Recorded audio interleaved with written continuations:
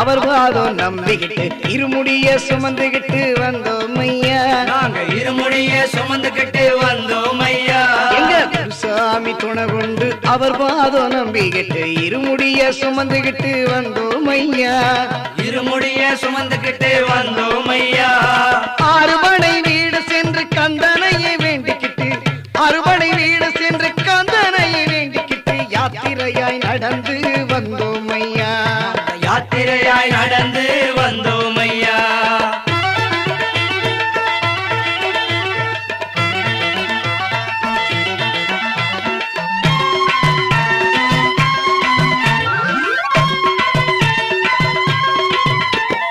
குருவாயூர் கோவில் முதல் கன்னியாகுமரி வரை தரிசனமே செய்துகிட்டு வந்தோம் ஐயா.